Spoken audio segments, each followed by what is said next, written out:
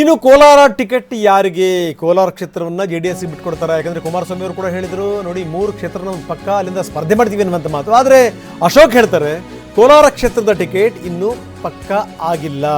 ಆದರೆ ಒಕ್ಕಲಿಗ ಅಭ್ಯರ್ಥಿಗಳಿಗೆ ನಿನ್ನೆ ಟಿಕೆಟ್ ಸಿಗುವಂಥ ಸಾಧ್ಯತೆಗಳು ಜಾಸ್ತಿ ಇದೆ ಅಂತಾರೆ ಅಶೋಕ್.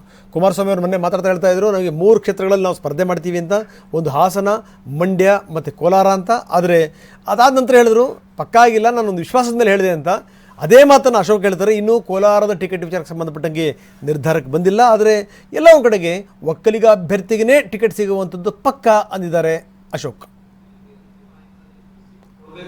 ನಮ್ಮ ಅಲಯನ್ಸು ಕೂಡ JDS ಜೊತೆ ಆಗಿರೋದ್ರಿಂದ ಈ ಸರಿ ಒಕ್ಕಲಿಗ ಸಮುದಾಯದವರು ಹೆಚ್ಚಿನ ಒಂದು ಮತಗಳು ಈ ಸರಿ BJPಗೆ ಬಂದೇ ಬರ್ತೈತೆ. ಆ ದೃಷ್ಟಿಯಿಂದ ಏನೇನು ಬೇಕೋ ಆ ಕೆಲಸಗಳನ್ನು ನಾವು ಮಾಡ್ತಾ ಇದ್ದೀರಿ.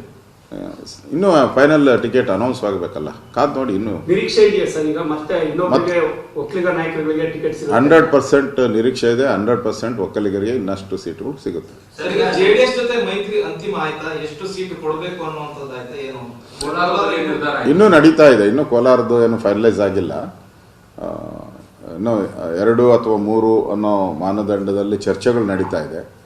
ನಮ್ಮ ರಾಷ್ಟ್ರೀಯ ಅಧ್ಯಕ್ಷರು ಮಾತಾಡ್ತೀನಿ ಅಂತ ಹೇಳಿದ್ದಾರೆ, ಕುಮಾರಸ್ವಾಮಿ ಅವ್ರ ಜೊತೆ ಮಾತಾಡ್ತೀನಿ ಅಂತ ಹೇಳಿದ್ದಾರೆ. ಇವತ್ತು ಅವರೇನು ಆಸ್ಪತ್ರೆಗೆ ಹೋಗಿದ್ದಾರೆ. ಆ ದೃಷ್ಟಿಯಿಂದ ಮಾತುಕತೆ ಆಗುತ್ತೆ. ಅಲ್ಟಿಮೇಟ್ ಆಗಿ JDS ಮತ್ತು ಕಾಂಗ್ರೆಸ್ ಆಲು ಜನರಂತೆ ಕೆಲಸ ಮಾಡ್ತೀವಿ ನಾವು. ಹೊಂದಾಣಿಕೆಯಲ್ಲಿ ಯಾವುದೇ ರೀತಿ ಬಿರುಕಾಗಲ್ಲ. ಸೀಟ್ಗಳಲ್ಲಿ ವ್ಯತ್ಯಾಸ ಆಗ್ಬೋದಷ್ಟೇ. ಹೊಂದಾಣಿಕೆಯಲ್ಲಿ ಯಾವುದೇ ರೀತಿ ಬಿರುಕು ಆಗಲ್ಲ, ತೊಂದರೆನೂ ಆಗಲ್ಲ.